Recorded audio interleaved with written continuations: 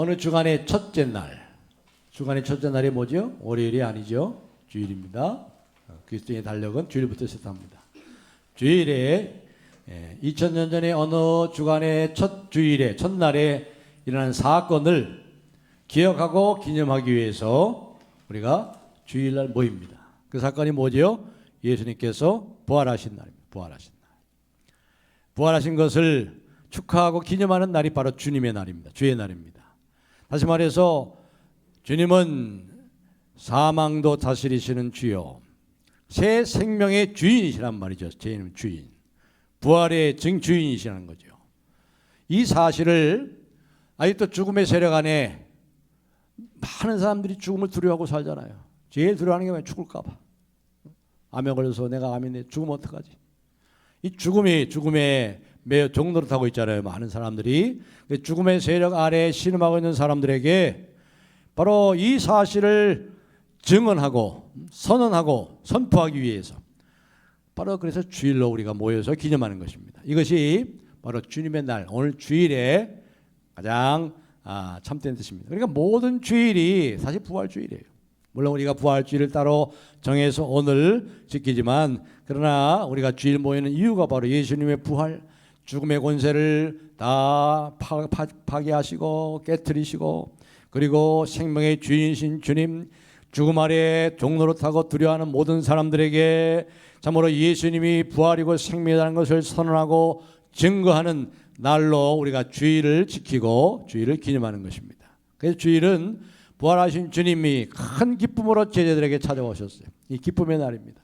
큰 기쁨의 날, 큰 환희의 날. 예수님께서 이미 우리가 살펴본 대로 요한복음 16장 20절에 그렇게 말씀했죠. 너희가 지금은 근심하나 나를 조금 있으면 나를 보지 못하겠으므로 너희가 지금은 근심하나 너희 근심이 큰 기쁨이 되리라. 이분이 요한복음 16장 20절에서 말씀하셨잖아요. 그렇죠? 네. 너희가 조금 있으면 나를 보지 못하겠고 조금 있으면 나를 보리라.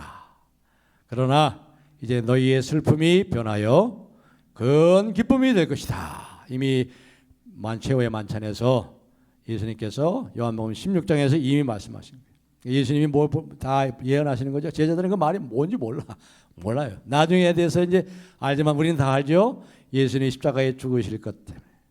그리고 잠깐 너희들이 근심하였으나 이 근심이 큰 기쁨이 되리라. 3일 만에 부활하실 것을 벌써 제자들에게 미리 말씀하시는 거죠. 십자가에 음산하고 컴컴한 구름이 다 거치고 이제 부활의 새벽에 찬란한 환한 빛이 비쳐. 저와 여러분요, 이미 부활 이후의 시대를 살아요. 죽음이 없어요. 우리에게는 죽음이 우리를 다스리지 못해요. 우리는 죽음을 영원히 맛보질 않아요. 우리는 부활의 빛 가운데 살아요. 우리는 부활의 생명 가운데 사는 거예요. 이게 바로 첫 번째 부활주일이 우리에게 주시는 중요한 기쁨이요, 바로 참으로 우리에게 주시는 중요한 메시지인 것입니다. 부활절의 기쁨, 그래서 오늘 부활의 큰 기쁨이라는 제목을 가지고 왜 우리가 부활절에 이렇게 기뻐할 수 있는가? 죽은 자가 살아났다는 것이 뭔가, 의미가 무엇인가? 그리고 그것이 우리의 삶에 어떤 의미가 있는 것인가? 그 나와 무슨 상관이 있는 것인가?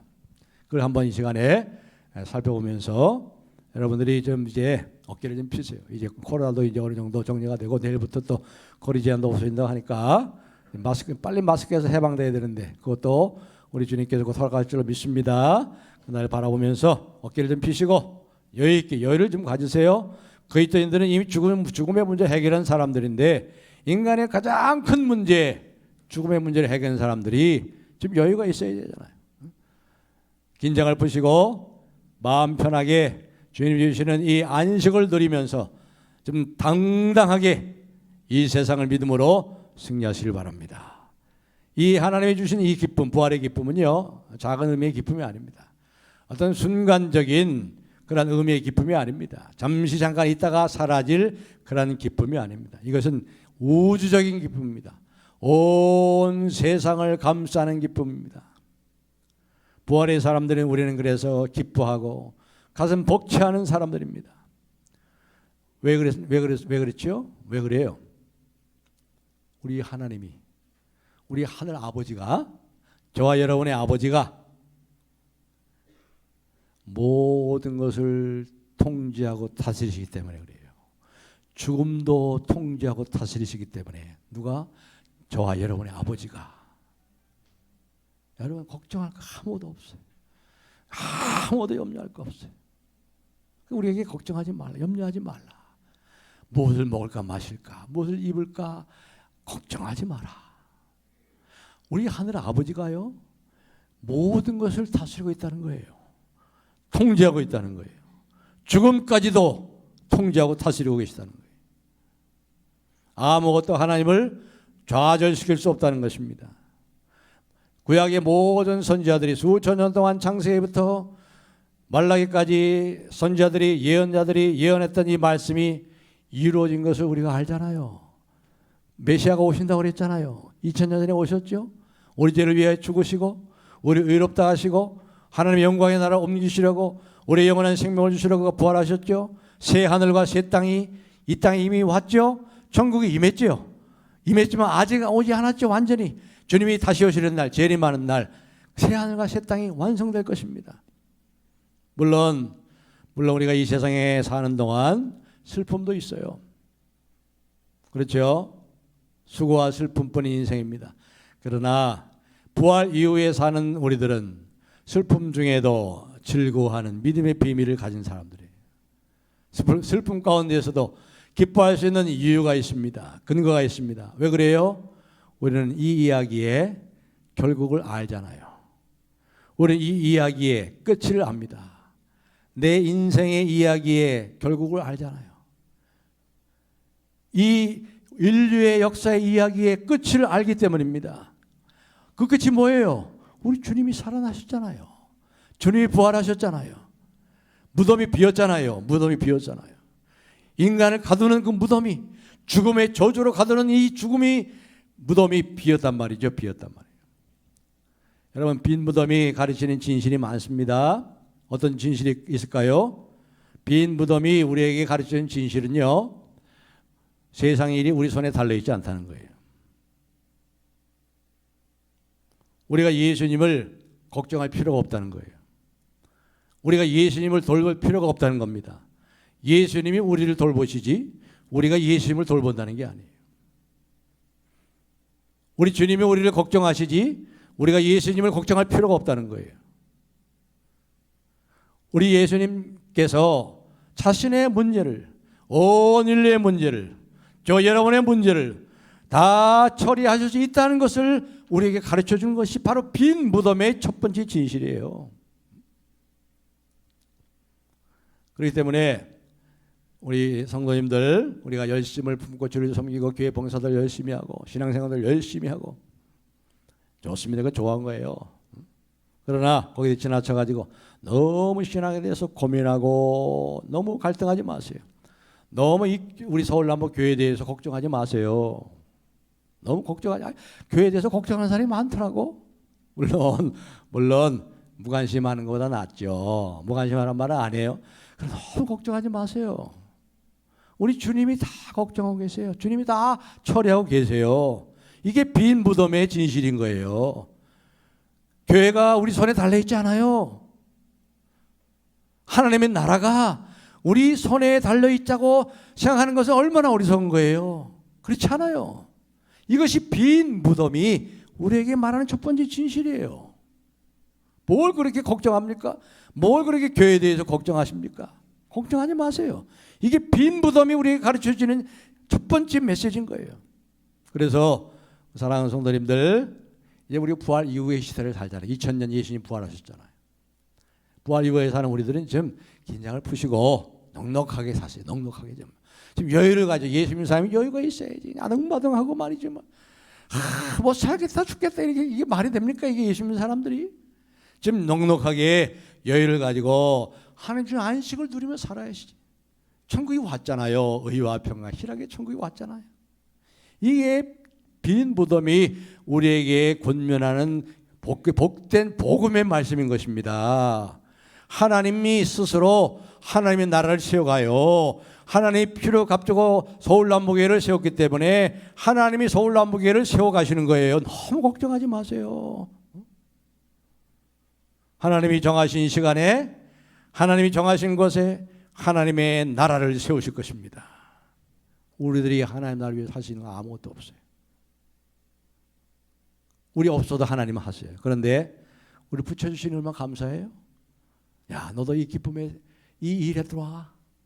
놀고 있지 말고 와서 이 기쁨에 같이 일하자. 같이 이 기쁨을 맛보자. 붙여주시니 감사한 거죠. 우리가 없어도 하나님 하세요. 그렇기 때문에 사랑하는 성도 여러분, 이 부활주일, 부활 2000년 부활 이후의 시대를 사는 우리들, 긴장을 다 푸시고 편안한 마음을 가지고 넉넉하게 여유를 가지고 당당하게 그렇게 살아가시기 바랍니다. 특별히 이렇게 살아간다고 할 때 열심을 품고 사는 사람들은 그게 무슨 거북하게 좀 생각이 될지 모르겠어요. 교회 앞장서서 막 하는 사람들은, 교회를 걱정하고 근심하고 하는 사람들은 이게 좀 거북한 말이 될지 모르겠습니다. 또 다른 사람이 그렇게 있는 것을 보는 것을 아마 견디지 못할 줄도 모릅니다. 그러나 그렇지 않습니다. 이게 빈부덤의 첫 번째 지시는 거예요. 우리는 예수님을 위해서 뭔가 자꾸 하려고 그래요. 그건 복음이 아니에요. 복음은 예수님이 우리를 위해서 이미 다 하셨다. 이 잔치를 베풀이 와서 마음껏 먹고 마시고 즐겨라. 이게 복음이에요. 잔치가 없는 이 세상에 우리 주님이 잔치하러 오셨어요. 잔치상을 잘 벌고 누구든지 다 와라. 와서 이 잔치상에 나와 함께 즐겁게 먹고 마시자. 그렇습니다. 우리는 그분을 보살필 필요가 없어요. 빈 무덤이 크게 지금 말씀하고 있는 겁니다. 너희들이 그럴 필요가 없단다. 나는 너희의 보살핌을 받을 필요가 없어. 나는 너희의 도움을 받을 필요가 없어. 나 스스로가 구원자요, 내 스스로가 이 세상의 주권자요, 나 스스로가 이 세상의 모든 것을 다 주관하고 다스리고 있는 것이야. 그래, 걱정하지 말고 긴장을 풀고 나와 함께 기쁨으로 여기 참여만 해. 이 사실을 오늘 우리가 읽은 본문에서 세 사람이지요. 두 부류의 사람을 통해서 말씀하십니다. 첫 번째가 누구냐? 막달라 마리아입니다. 오늘 막달라 마리아. 자, 막달라 마리아가 말이죠. 이른 아침에 무덤으로 갔어요. 자, 이 막달라 마리아는 7 귀신이 들렸고 또 창녀였습니다. 하나님이 주님의 큰 사랑을 받았어요. 주님의 사랑을 많이 받았기 때문에 사랑을 받아본 자는 많이 사랑하는 거지요. 자기가 주님의 사랑을 많이 받았기에 주님을 사랑하는 마음으로 이제 우리가 앞에서 살펴봤듯이 아리마대 사람 요셉과 니고데모가 그 향품으로 장례하는 것을 지켜본 사람이 누구예요? 막달라 마리아죠. 막달라 마리아가 다 지켜봤어요. 다 지켜보고, 그렇죠? 그래가지고 이제 그 무덤이 어딘지 알고, 그리고 부활절날 새벽에 예수님을 또 찾아간 거예요. 사랑하는 그 예수님을 너무 사모해서. 왜 마리아가 그거 갔어요? 주님을 사랑하기에. 그런데 여기 보면은 특별히 15절에 보면 알 수 있어요. 왜 갔는지. 15절에 한번 보기 바랍니다. 15절 다 같이 한번 읽어볼까요? 15절 시작.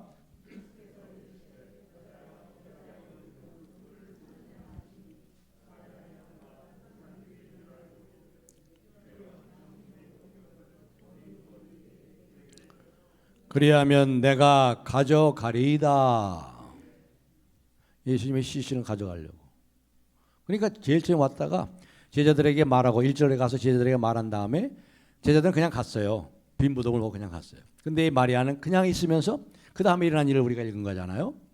그래가지고 예수님의 시신을 가져가려고 그런 거예요. 가져가려고. 자기가 모시려고. 얼마나 기특해요. 그런데 어떻게 했습니까? 그럴 필요가 없어요. 무덤이 비었단 말이에요. 마리아가 그럴 필요가 없는 거예요. 마리아가 주님을 사랑하는 사랑을 가지고, 주님을 향한 특별한 사랑을 가지고, 특별한 열심을 가지고 다른 제자는 다 갔지만 자기가 뭔가 남아가지고 그 시체를 찾아다가 자기가 좀 모시려고 그렇게 했는데 그 소용없는 일이 됐단 말이에요. 필요 없단 말이에요. 그렇게도 원했던 것을 할 수 없음을 알게 됩니다. 마리아가.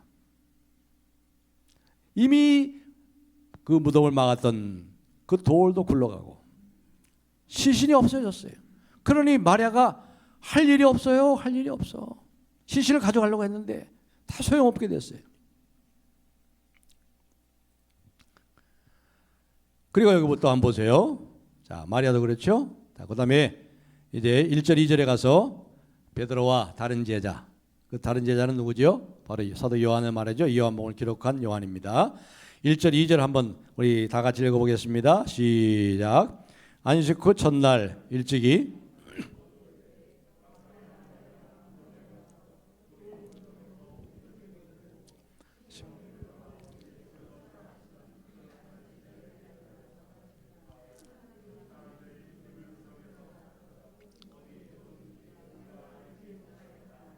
아멘. 이 말을 듣고 제자 둘이요, 베드로하고 요한이, 사도 요한이 급히 그냥 막 달려갔어요.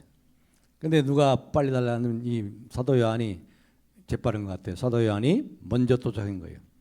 먼저 도착했는데 사도 요한이 좀 겁이 있었나 들어가지 못하고 있는데 서성거리겠는데 뒤에서 막 같이 따라온 베드로가 샹 하고 그 무덤 속으로 들어간 거예요. 이 성질이 아주 급하고 아주 좀 그러면 용기가 좀 있죠. 그런데 들어가 보니까 어떤 상태예요 지금요? 어떤 상태예요? 4절에 보니까 둘이 다른 4절에 보니까 둘이 같이 다른 제자더니 그 다른 제자가 베드로보다 더 빨리 들어가 먼저 무덤에 이르러 구부려 세마포 놓인 것을 보았으나 들어가지는 아니하였더니 시몬 베드로는 따라와서 무덤에 들어가 보니 베드로는 들어갔어요. 이제 태양빛이 환하게 서강이 비치니까 아침에 그 빛이 무덤 속을 비친 거잖아요. 무덤이 돌 무덤이 열려 있으니까 햇빛이 비치잖아요. 그러니까 이 베드로는 그 안까지 들어간 거예요. 들어가서 보니까 어떻게 됩니까?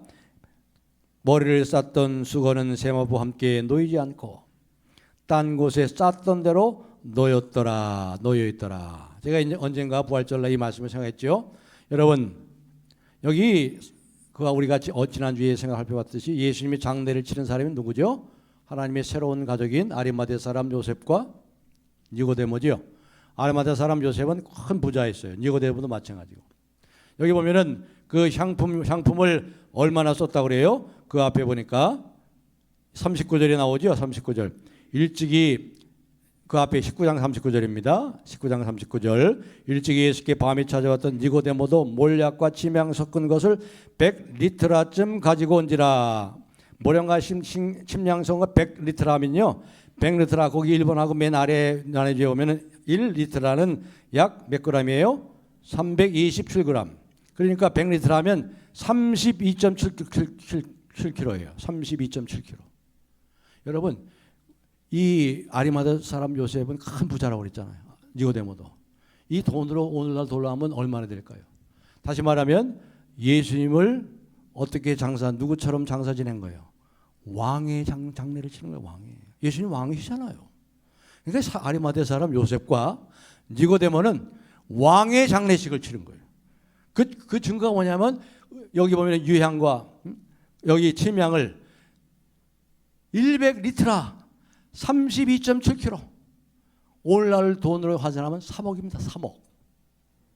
3억을 이 예수님의 향품에 바르고 다 치장 관에 넣고.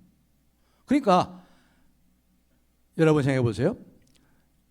이걸 알고 뭐가 그 사이에 들어올 수 있어요? 도굴꾼이 3억이라는 침량을 뜯어가려고 이걸 다 벗겨가려고. 그렇죠? 그런데 그렇게 도굴꾼이 와서 예수님의 시신을 세마포로 다 먹잖아요. 우리나라는 수의를 입히지만 우리는 수의를 입히죠. 근데 이스라엘은 이제 한 3cm, 5cm 되는 이 세마포로다가 하얀 세마포로다가 이 머리서부터 칭칭 감습니다. 이렇게 감아요. 칭칭 감아요.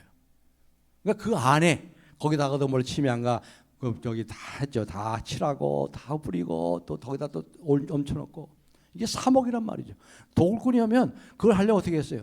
이 세마포를 다 이렇게 뜯고 칼로 찌르고 자르고 막 해가지고 할 때 가지고 그 무덤 안이 난장판이 됐을 거 아니에요. 그렇죠? 상식적으로 생각해도. 근데 뭐예요? 세마포가 그대로 예수님의 시신인 그대로 놓여있고 바람이 빠진 것처럼 쑥 빠졌어요. 머리는 이제 그 시신을 감고 위에 따로, 그래서 따로 있다고 그랬죠. 따로 세마포가 따로 놓여있다고 그랬어요. 예수님이 어떻게 나갔다고요? 누에 거에 지가 나비가 누에 거에 가서 슝 하고 빠져나간 거예요. 하나님이, 예수님이. 일어나, 예수님이 부활해가지고 이제 부활하고 나오는데 일어나야지. 일어나가지고 다 찍고 그렇게 나온 게 아니고 슝 하고 빠져나간 거예요. 뭡니까? 누에가 고치를 빠져나간 것처럼. 그래서 그게 바람 빠진 것은 그대로 있는 거예요. 그러니까 도굴된 것도 아니에요. 뭘 본 거예요, 여기서? 여기서 뭘 봤어요? 여기서 사도 요한이 말이죠. 사도 요한은 이제 다시 들어갔습니다. 다시 들어가가지고 뭘 봤습니까? 8절에 보니까 그때야 무덤에 먼저 갔던 그 다른 제자도 들어가 보고 어떻게 했다고요? 믿더라. 아하, 하나님의 말씀이 생각나가지고 하나님의 능력의 증거가 나타난 것을 그 세마포가 그대로 바람 빠진 것처럼 이 차가 슝 하고 빠져나간 하나님의 능력이 임한 것을 봤다는 거예요. 현실적한 일이죠. 지금 이들이 왜 거기 찾아갔어요? 왜요? 찾아갔어요. 예수를 위해서 뭔가 하려고 한 거 아니에요. 시신이 없다 그랬으니까 시신이라도 찾으려고. 지금까지 살아있는 동안에 내가 예수님께 순종하지 못했으니까 지금이라도 내가 뭔가를 좀 해야지. 예수님을 위해서 뭔가를 해야지. 그런 마음으로 가지 않았겠어요. 그런데 아무것도 못하고 있네. 아무것도 못하고 있어요. 뭘 얘기해요? 빈무덤은. 우리 주님은 저와 여러분의 도움이 필요 없는 거예요. 저와 여러분을 걱정 안 해도 되는 거예요. 주님 걱정하지 마세요. 주님이 세우신 교회 걱정하지 마세요. 주님이 어차피 다 해요. 아세요? 하나님 필요하신 교회는요, 하나님이 책임지시고 하세요. 물론 일꾼을 세우셔서 그 일꾼들의 마음을 감동 주셔서 하시지만 궁극적으로 결국 하나님이 하세요. 그러니까 좀 마음에 좀 여유를 가지시고 넉넉한 마음을 가지고 너무 그렇게 걱정하고 너무 그렇게 따지고 뭐 그렇게 좀 하지 마시고 좀 넉넉한 마음을 가지고 은혜를 좀 하시는 거예요.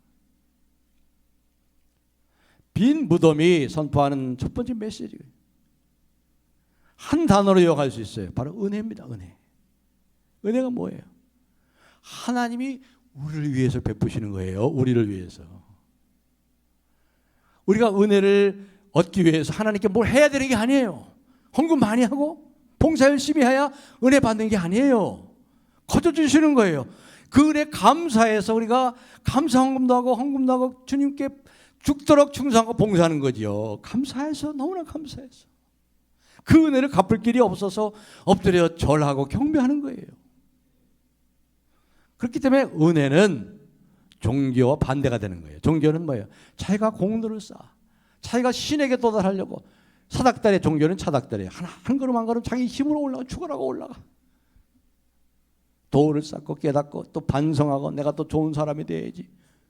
이렇게 가지고 한 걸음 한 걸음 자기 힘으로, 자기 노력으로 자기가 도를 깨닫고 도를 수행함으로 인해서 또 반성하고 오늘보다 나은 내일을 내가 만들어야지 하고 자기 힘으로, 자기 노력으로, 자기 지혜로 사다리를 올라가는 게 이게 바로 종교예요. 이게 종교. 그러나 기독교는 그게 아니에요. 하나님이 은혜의 밧줄을 내려주신 거예요. 그냥 믿음으로 붙잡기만 하면 하나님 끌어올려 주시는 거예요. 이게 복음이에요. 복음. 얼마나 쉬워요. 얼마나 쉬워. 예수님에게 쉬운 거예요. 그런 면에서. 하나님의 호의를 얻어내려고 뭘 할 필요가 없어요. 그렇습니다. 하나님, 우리가 모든 것을 정상적으로 운행하시는 하나님을 믿고 의지하고 그저 감사합니다. 감사합니다. 주님의 은혜입니다. 너무나도 감사합니다. 이렇게 불러주시니 감사하지요. 이렇게 주님의 귀한 일에 저 같은 거 써주시니 붙여주시니 얼마나 감사한지요. 이러면 되는 거예요. 그렇습니다. 살펴본 듯이 막달라 마리아도 예수를 위해서 아무것도 못했어요. 베드로와 요한도 예수를 위해서 아무것도 못했어요. 그게 빈 무덤이 증거하는 메시지예요. 자, 여기 이제 두 번째로 생각해 봅시다. 이제 다시 마리아로 한번 돌아가 보겠습니다. 마리아가 11절에 보시면 마리아는 무덤 밖에 서서 울고 있더니 울면서 굽으려 무덤 안을 들여다보니 흰옷 입은 두 천사가 예수의 시체에 누웠던 곳, 하나는 머리편에 하나는 발편에 앉았더라. 이 마리아는 그래도 다른 두 제자는 그냥 갔어요. 무덤이 빈 거 보고. 근데 이 마리아는 참으로 특별히 주님의 사랑을 더 많이 받았고 주님을 특별히 사모했던 것 같아. 그래서 이제 가지 못하고 혼자 그냥 울고 있는 거야. 그냥 우리 주님이 시신이 어디 갔지? 주님 어디 가셨나?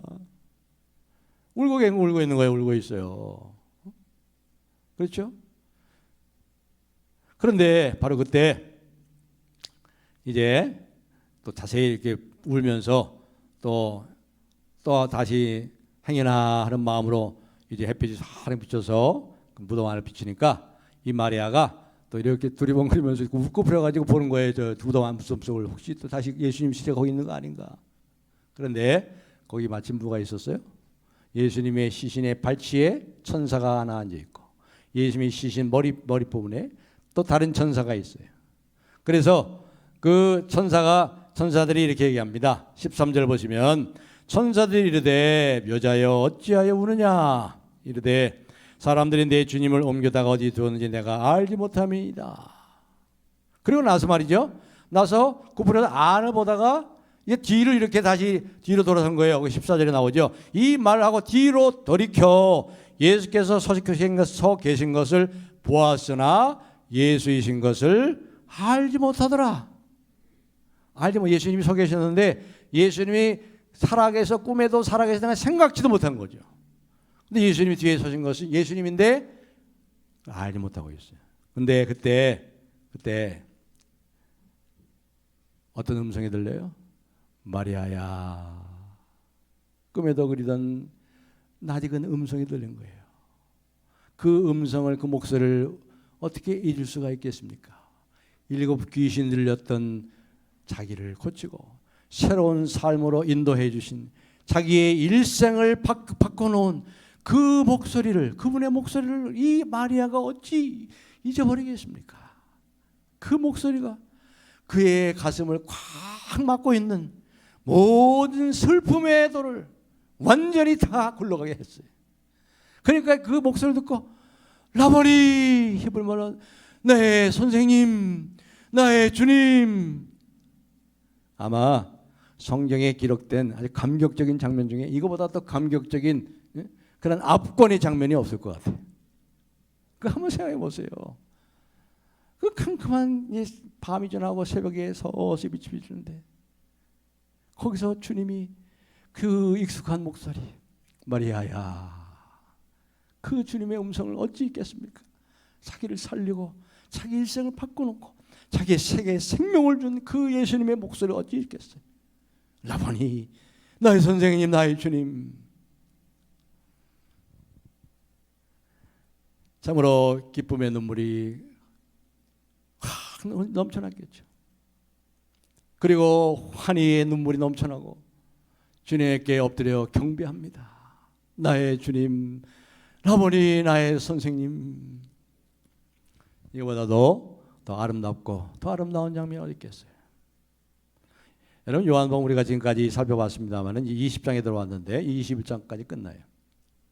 거의 한 2년 3년 가까이 됐죠. 1장부터 해가지고 요한복음에 많이 나오는 시간대 중에 하나가 밤입니다. 밤. 니고데모가 한밤중에 예수님을 찾아봤어요. 그의 마음이 캄캄해요. 그때도 밤이지만 또 대제사장들과 바리새인들이 예수님을 잡아 죽이려 음모를 언제 꾸미죠? 한밤에 꿉니다. 밤중에. 또 예수님과 함께 제자들이 죄의 만찬을 하시는데 그때 가룟 유다가 예수님을 배반하려고 밖으로 나가는 그때가 언제입니까? 밤에 나가니라. 밤이에요. 밤. 가룟 유다가 대제사장과 이 모든 식솔들, 모든 종들을 이끌고 횃불을 들고 몽치와 쇠몽치와 칼을 들고 예수님을 붙잡으러 올 때가 언제지요? 겟세마네 동산의 밤입니다. 밤. 예수님이 십자가에 못 박힐 때 아침 9시에 못 박혔고 오후 3시에 운명하셨는데 그동안 어떻게 했어요? 6시간 동안 캄캄해졌어요. 캄캄해졌어요. 대낮에. 그러나 어떻게 해서 예수님이 부활하심으로 모든 어둠이 세력이 다 물러가 있어요. 다 물러갔어요. 저 여러분 어둠이 없어요. 캄캄한 게 없어요. 뭐 캄캄하다고 합니까? 예수님이 서 계신데 예수님 못 보니까 그래. 예수님 뒤에 예수님이 알지 못했죠? 이미 캄캄한 세계가 딱 지나갔어요. 부활의 빛의 세계에 사는 거예요. 여러분이 영의 눈이 열려서 보셔야 돼. 이 마리아가 아직 예수님 몰라. 그래서 그런 거예요. 여러분 우리 빛의 세계에 사는 거예요 지금. 우리 어둠의 세계에 안 살아요. 하나님의 나라가 왔잖아요. 의와 희락과 평강의 샬롬의 나라가 왔잖아요. 볼 수 있는 눈이 열려야 돼요. 볼 수 있는 눈이. 믿는 자에게 어둠이 없어요. 진짜 어둠, 여러분을 숨막히게 하는 어둠은 우리 앞에 존재하지 않아요. 빛이 대신 예수님을 보지 못하니까 그렇지. 빛 가운데 우리가 있는 걸 보지 못하니까 그렇지. 빛 가운데 행하게 하려 함이라. 이제 밤은 영원히 사라졌어요, 여러분. 사라졌어요. 헤매지 마세요. 그리스도의 부활의 그 영광의 빛이 환하게 비치기 시작했습니다. 이제 마지막 한 가지만 생각하고 이제 말씀을 맺겠습니다. 17절 말씀을 한번 우리 다 같이 한번 읽겠습니다. 17절 시작.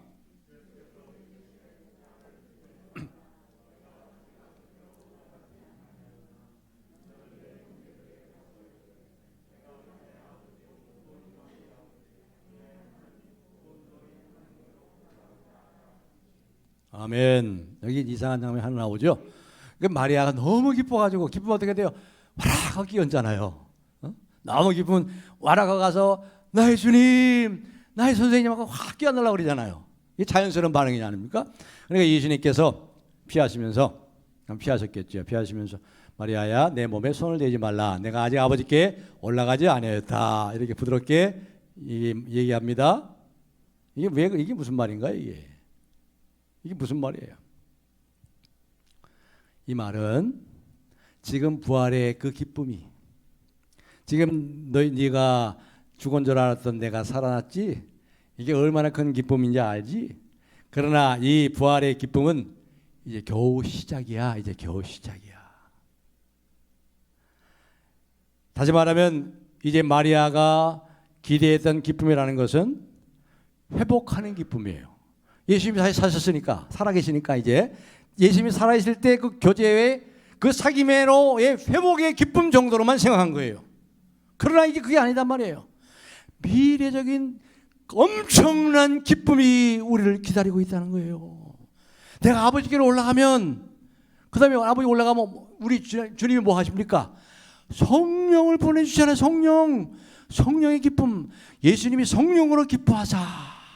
단지 과거로의 회복이 아니에요. 과거 예수님이 살아계실 때 예수님과 교제하고 누렸던 그 회복의 기쁨이 그 정도가 아니고 미래적인 기쁨, 지금까지 우리가 맛보지도 못하고 우리가 꿈꿔보지도 못한 미래의 기쁨이 기다리고 있다는 거예요. 기다리고 있다.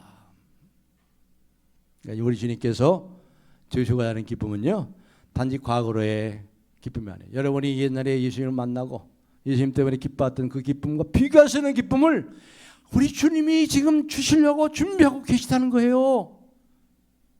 이게 얼마나 큰 기쁨의 근거가 됩니까? 여러분 예수님 때문에 과거에 기뻐한 적 많죠? 근데 그것은 과거의 기쁨이에요. 과거의 기쁨.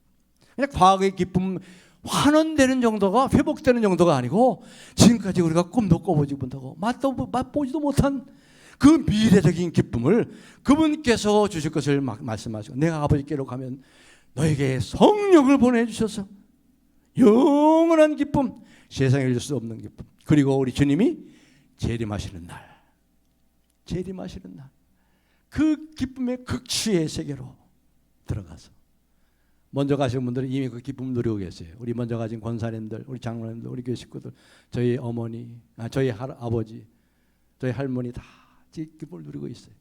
자는 거 아니에요. 천국에서 자는 게 아니에요. 천국에서 그 영원한 기쁨을 지금 누리고 계세요. 그 영혼이.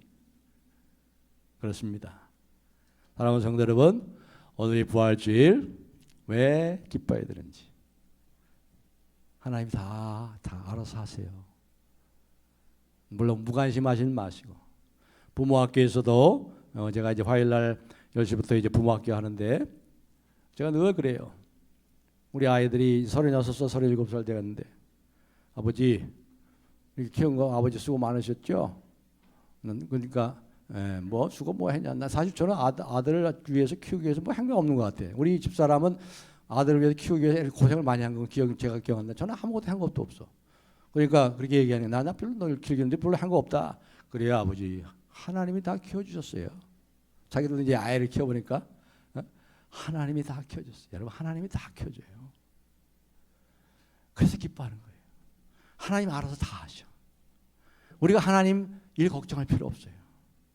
그냥 우리는 우리의 위치에서 이 기쁨의 일에 붙여주시니 감사하지. 그리고 그래서 기뻐하는 거예요. 그래서 담대하고 여유가 있어야죠. 예수님 사람이 여유가 있고 담대하고 말이에요. 우리는 빛의 세계에서 사는 거예요. 죽으면 우리 손도 못 대. 그리고 뭡니까? 부활의 기쁨, 과거의 기쁨을 회복하는 정도가 아니고 우리가 꿈도 꾸지 못한, 우리가 생각지도 못한 기쁨이 우리를 위해서 준비되고 있어요. 또 주시려고 기대하십시오. 하나님의 기쁨을, 천국에서 누릴 기쁨을 기대하십시오. 이것이 부활의 기쁨입니다. 이러한 부활의 큰 기쁨이 우리 모두에게 충만하시기를 부활의 주님의 이름으로 축복합니다.